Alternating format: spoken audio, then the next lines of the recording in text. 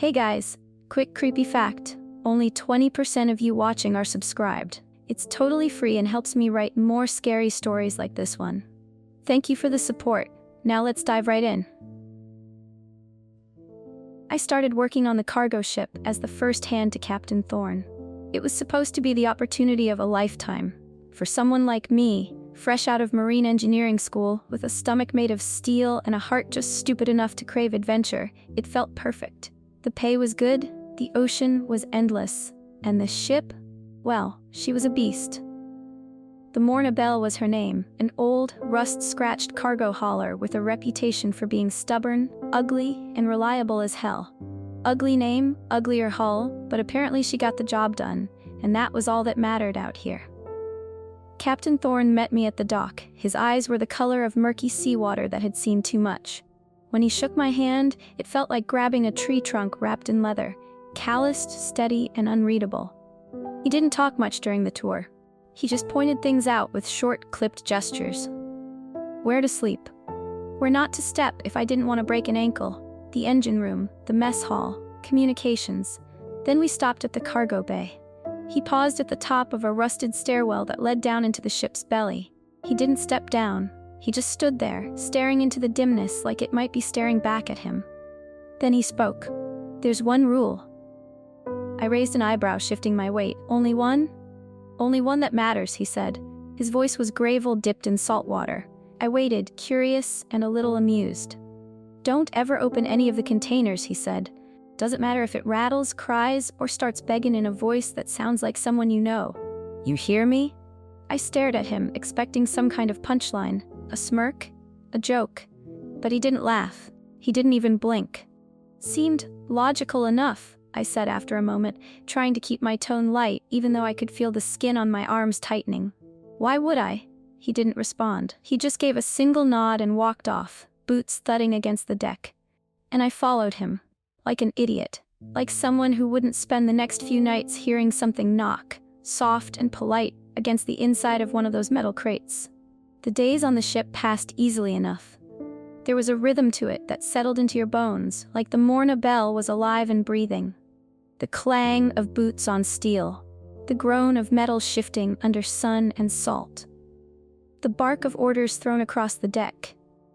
I kept busy, learned quickly, and tried not to stare too long at the rust-streaked bolts that sometimes looked like they were leaking something. People were always moving during the day. The crew was tight-knit and efficient, and they mostly kept to themselves. No one asked questions they didn't need the answers to. It made everything feel strangely safe. Like if you kept your head down and did your job, the ocean would leave you alone. Nights were different. Nights were hollow. There's something about the way ocean air hangs after midnight, especially when it's too still. It's like the sea is holding its breath, daring you to listen too closely. My first night shift started out fine. Check the gauges, confirm the logs, do a walkthrough of the lower deck. Just routine. But around 2 in the morning, I heard something. It was faint, so soft I almost missed it. A sound that didn't belong to anything that should be on this ship. It was crying. At first I thought it might be the wind dragging across the hull at a weird angle, or maybe a tired crewmate muttering in his sleep. But the sound was too deliberate. It was a quiet, breathy sob. Muffled, almost apologetic, like someone was trying not to be heard. And it was coming from below, from the cargo hold. I froze in the stairwell, heart thudding against my ribs, and told myself I imagined it. That's what you do when someone has already told you the one thing you are not supposed to do. You pretend you imagined it. You swallow the fear. You keep walking. When my shift ended at sunrise, I returned to the deck, trying to shake the feeling that something had been listening to me all night. Captain Thorne was already there, leaning against a rusted railing like he'd been waiting. He didn't say good job or tell me to go get some rest. He just looked at me. Night shift go smooth? He asked, voice low and unreadable. I nodded, maybe a little too quickly. He held my gaze. You remember the rule? There was no smirk, no stern but joking tone, just silence, flat and sharp like a blade. I swallowed hard. Yeah, I said. I remember. He gave me a slow nod and walked off again. This time I didn't smile either, because I knew what I had heard, and it had not stopped. The next morning, The sky looked bruised, thick with clouds that pressed low and heavy like they were warning us of something we couldn't name. The air felt dense and full, like it was holding its breath, waiting for the right moment to break. But nothing happened. The rain never came. The ocean just kept rolling beneath us, too calm for comfort. I hadn't slept. I had tried, closing my eyes and counting every breath like it would anchor me to something real. But every time I started to drift, I heard it again. That soft crying, the one I had convinced myself was just the wind. But now it had buried itself just beneath the surface of sleep, haunting the space between dreams and waking. It never rose above a whisper, never screamed, but it was enough to keep my eyes open until morning. By noon, I was back on deck. I thought the fresh air might clear my head, or at least help me shake off the edge that had been clinging to me since my shift. I kept moving, kept busy, cleaning, checking, walking. Anything to make my body feel useful while my mind refused to settle. I had a mop in my hands, a checklist in my pocket, and nowhere to be that wouldn't remind me of what I had heard. As I passed the midship stairwell, I slowed my steps and leaned near a bulkhead, pretending to check a pipe fitting. I heard voices. 2 men were speaking in low tones just around the corner. They hadn't seen me. Or if they had, they didn't care. "I'm telling you, there's more than usual this time," one of them muttered. The taller one was half turning a wrench in his hand, wiping sweat from his brow. "At least 10 containers full. Maybe more." The other guy scoffed. "Why does Thorn take so many? We got a solid route, no questions asked. But all it takes is one slip up and we're at the bottom of the ocean, sealed in with them." "Keep your damn voice down," the first one hissed suddenly, more alert now. They both went quiet. I didn't dare move. One of them glanced around and I quickly turned, pretending to be deeply fascinated by a rusty bolt on the bulkhead. I walked away slowly, heart thudding in my chest, but their words were already echoing in my skull. 10 containers. Full. I didn't know what was inside them, but I suddenly felt certain that it wasn't anything as harmless as cargo. Something was being transported. Something dangerous. Something we were not supposed to see. And I was on the wrong ship. I remembered the rule. That night, the ocean air stuck to my skin like oil, and every sound, the creak of the deck, the soft whine of the wind, felt too sharp, too intentional. My flashlight flickered a little as I walked the lower deck, and I kept one hand in my jacket pocket for warmth, the other holding the beam steady. Then I heard it again, crying. It was the same voice I'd heard that first night, still soft, still muffled. But this time it was different. This time it said my name, not shouted, not begged. It whispered, "Stella?" I stopped walking. The light in my hand trembled. "Stella." It came again, faint and cracked, like the voice had traveled too far through rusted steel and forgotten air. Like it was calling to me. I don't know why I followed it. Curiosity, maybe. Stupidity, more likely. Or maybe it was because the voice didn't sound threatening. It sounded like someone I knew, someone who needed help. I slipped between the containers, moving slow, careful, guided by the sound of my own name being spoken in a voice too broken to lie. I turned corners, moved through narrow gaps in the stacks, and finally stopped in front of a container. It was gray, unmarked, just another box in the steel maze. But I knew this was the one, because my name was still coming from it, like steam hissing from a valve. "Stella." I lifted my hand before I even realized what I was doing, and pressed my palm against the cold metal. The steel vibrated faintly beneath my skin. It felt almost like a heartbeat. Then a voice spoke behind me. Sharp and grounded. "Don't, Stella." I jumped. My heart slammed into my ribs as I spun around, flashlight raised like a shield. Captain Thorn was standing just behind me, his face unreadable, half hidden beneath the brim of his cap. His expression hovered somewhere between fury and fear. "You heard it too," I said, my voice barely more than a whisper. He didn't answer the question. He just stepped forward. "Don't trust them," he said. His tone was low and razor sharp. "Don't listen to them, and whatever you do, do not let them out. Understand?" I nodded slowly, mouth dry. My hand was still pressed against the container. I pulled it back like it had burned me. Thorn gave me one last look before turning away. His heavy boots echoed down the metal corridor as he walked off. When I turned back to the container, the voice was gone. No whisper, no crying, just silence.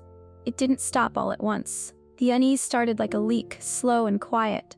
but it kept dripping into me, filling every corner of my thoughts. At first it was just curiosity, just wondering, what were we transporting? Why all the secrecy? Why did Thorn never explain more than the one rule? Then the whispers came again, not just at night anymore. I'd be on the main deck in full daylight, sun overhead, a coil of rope in my hands, and I would hear it. Stella. Soft, familiar, too close. I'd spin around expecting to see someone, but there was never anyone there. I told myself it was the wind. But I knew better. And little by little I changed. I started spending time by the containers. Not because I had a reason to. Not because I was assigned there. Because I wanted to.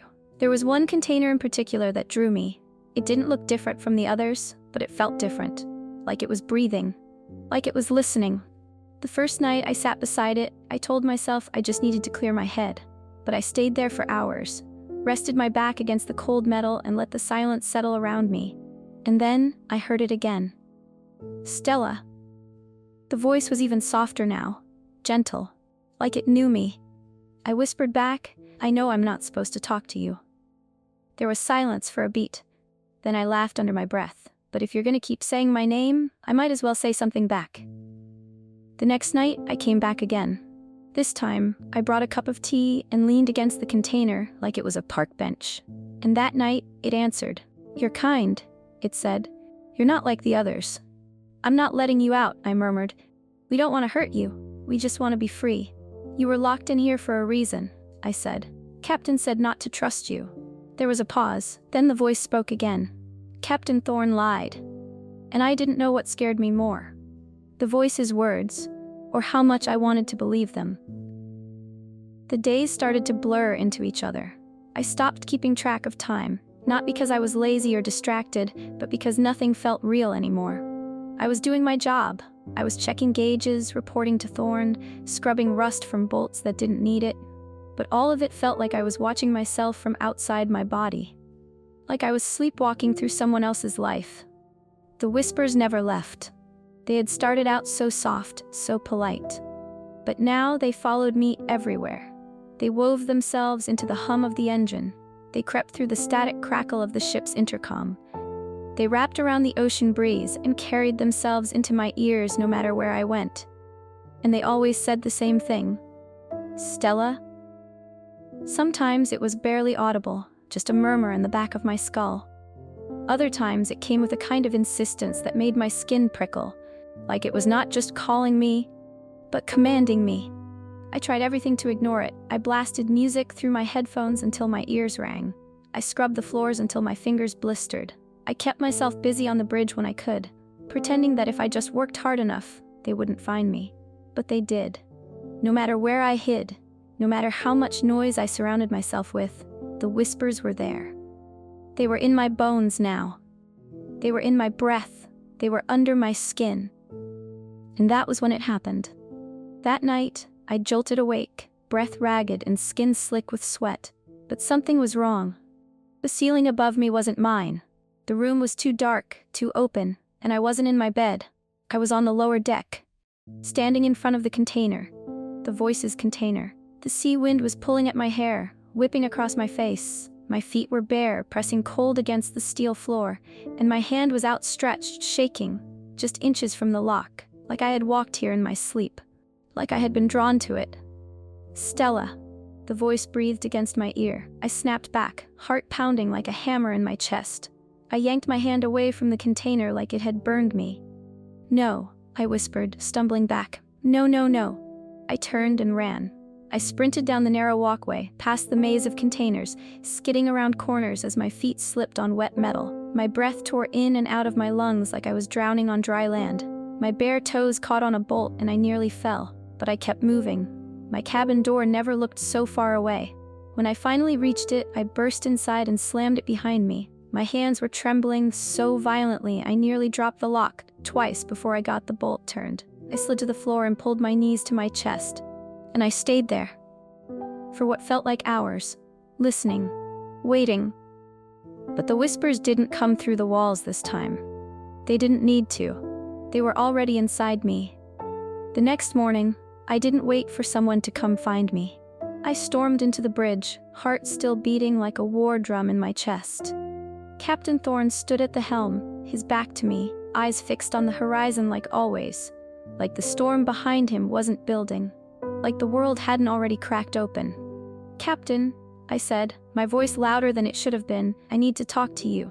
He turned slowly, those stormwater eyes meeting mine. Steady. Too steady. "It's the containers," I said. "They're talking to me, whispering, all the time now." He didn't blink. I thought it was just the night shifts at first, exhaustion, paranoia, but now it's constant. I hear them in the daylight. I hear them when I'm working. And last night, I swallowed hard. Last night, I woke up outside. I was standing in front of one. I was reaching for the lock, like I wasn't even in control of myself. The ship groaned around us like it was listening too. Thorn rubbed a hand over his jaw and sighed. It was the kind of sigh that told me nothing I said had surprised him. "You just have to ignore them," he said. "Captain, I can't help you, Stella." He interrupted, his voice rough. "Because we all hear them." I froze. "What?" He looked past me, not at me, like I was already gone. "Every crew member who's ever worked these runs hears them eventually," he said. "It doesn't matter if you're tough, faithful, cynical, young, old, they find you." I could barely breathe. "But the sleepwalking," I whispered, is that normal?" Thorn went still. He didn't answer at first. Then he said very quietly, "Lock your door at night." "That's it?" He stepped closer. His eyes were colder than ice. "Lock your door, Stella," he said, "and pray to the God that you don't wake up standing at the wrong one when you open your eyes." I woke to the sound of screaming. Not one voice, many. Sharp, panicked cries that sliced through the ship like knives. The kind of screaming that didn't need interpretation. The kind that meant something had gone terribly wrong. My eyes opened, and I felt my stomach drop. My hand was already on the lock. The container door in front of me stood wide open, rain crashing sideways into the hold as the wind howled around me. Lightning flashed, and for a split second, the whole deck lit up in stark white. Men were yelling, shouting at me with voices cracked and raw. "You opened it. Get back.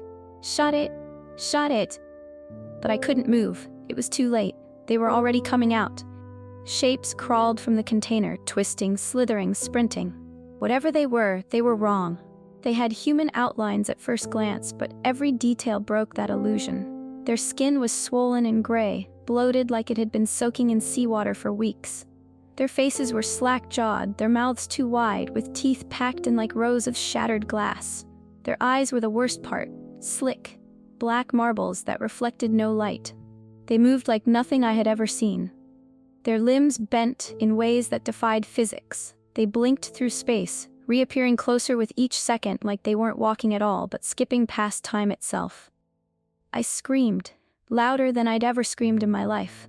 I turned to run, but a cold hand grabbed my arm. Its fingers were thin, bone-like, and rubbery, soaked and freezing. They wrapped around my skin and yanked. I flew backward like I weighed nothing.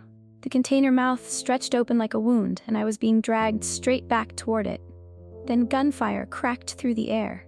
Bang, bang, bang. The creature spasmed and collapsed, black fluid bubbling from where the bullets hit. I landed hard on the deck, soaking wet, dazed, and gasping for breath. The thing that had grabbed me twitched on the ground, its skin blistering from the gunshots, and standing over it was Captain Thorn. Rain streamed from his beard, his eyes black with fury, the gun still smoking in his hands.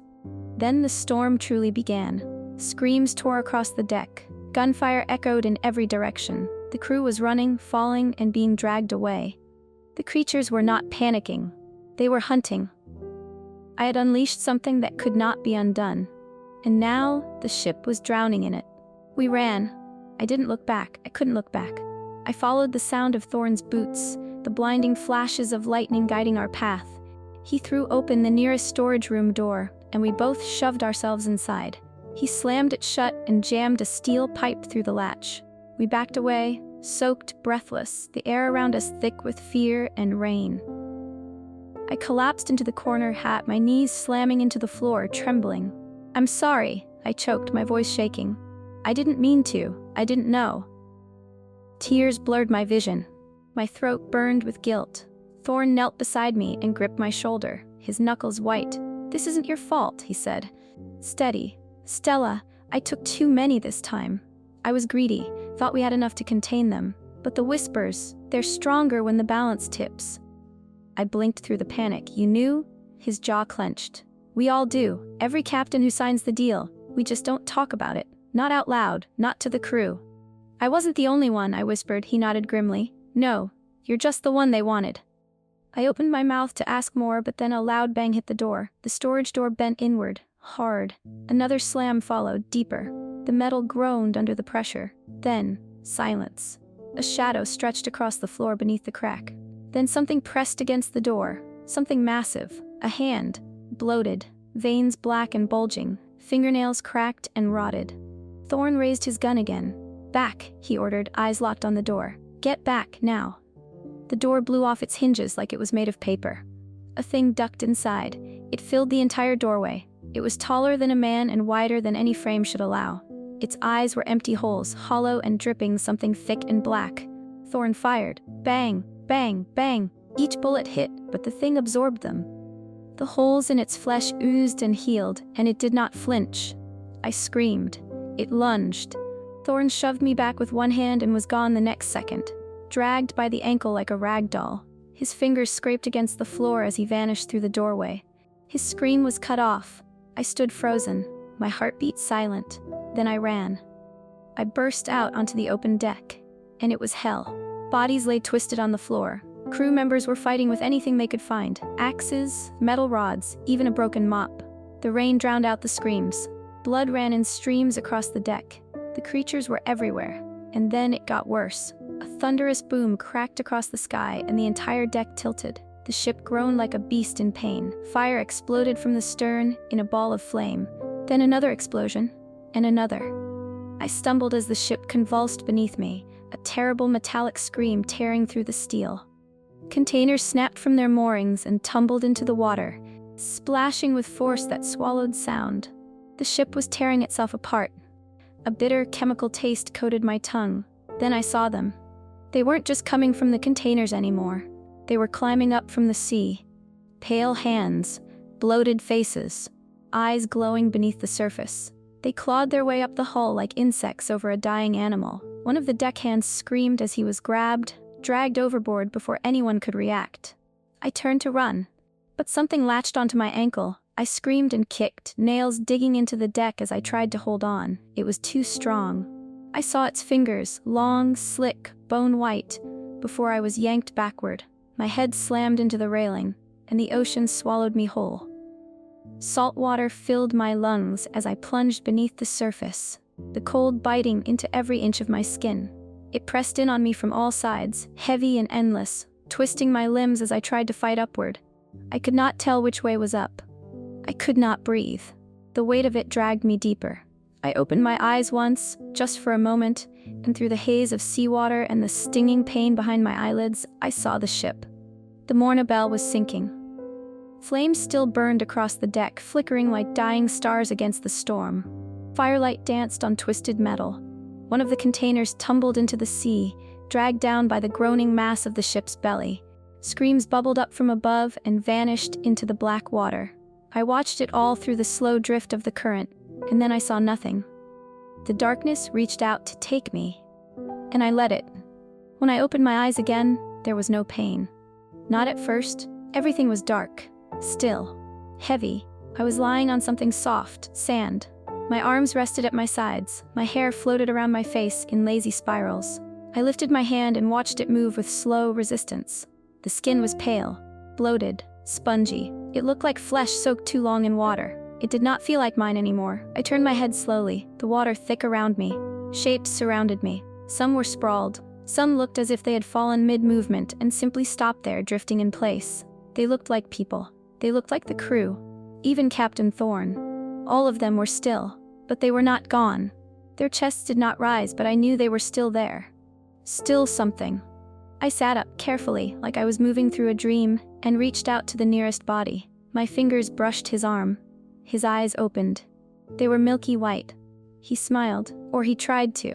There were no lips, just a dark mouth lined with jagged teeth, sharp and uneven like broken coral. But I did not scream. I did not run. There was no fear in me. He was beautiful. We all were. Something inside me, something buried deep under muscle and bone, settled.